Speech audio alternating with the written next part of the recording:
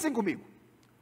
O que aquele paralítico esperava ouvir de Jesus quando ele foi colocado à frente dele?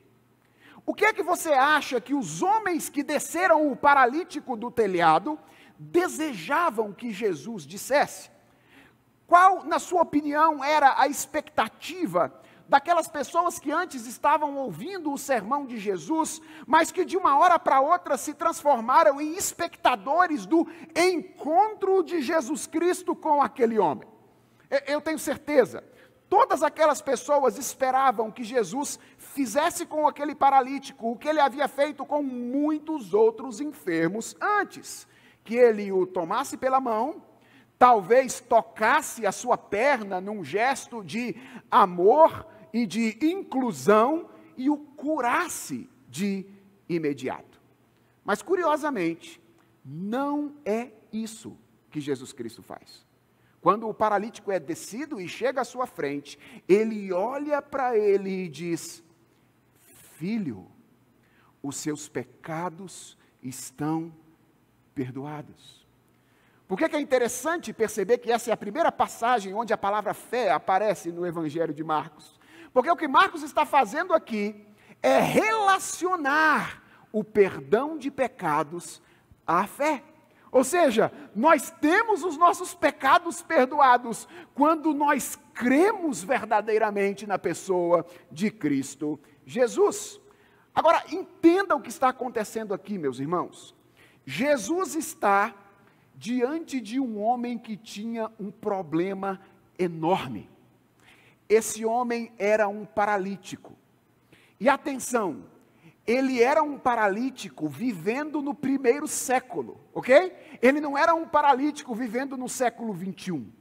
É claro, nunca houve um tempo em que ser paralítico fosse algo agradável, algo desejável. Ser um paralítico é ruim em qualquer época, mas, irmãos, eu não tenho nenhuma dúvida de que naqueles dias era algo infinitamente pior do que é nos dias de hoje.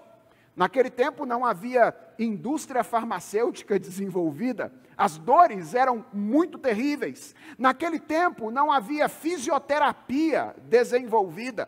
Naquele tempo não havia cadeira de rodas para que as pessoas pudessem se locomover. Naquele tempo não havia preocupação social grande com a acessibilidade. Aquele homem vivia em uma condição de absoluta dependência das pessoas para as questões mais básicas da vida.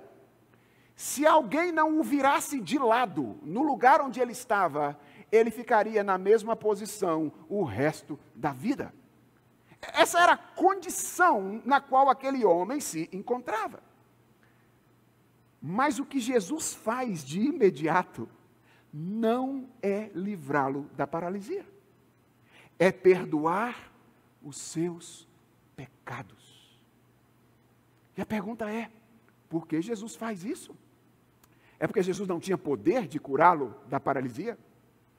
É porque Jesus era um sádico? Ele gostava de ver as pessoas sofrer? Claro que não. Jesus faz isso por duas razões.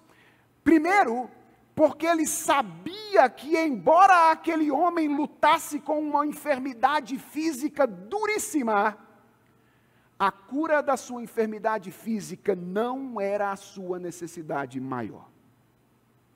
Ele era um pecador.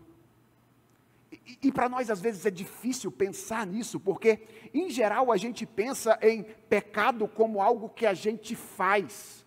E a pergunta é, o que um paralítico poderia fazer que é algo pecaminoso? Irmãos, pecado não é essencialmente ou antes de tudo algo que a gente faz.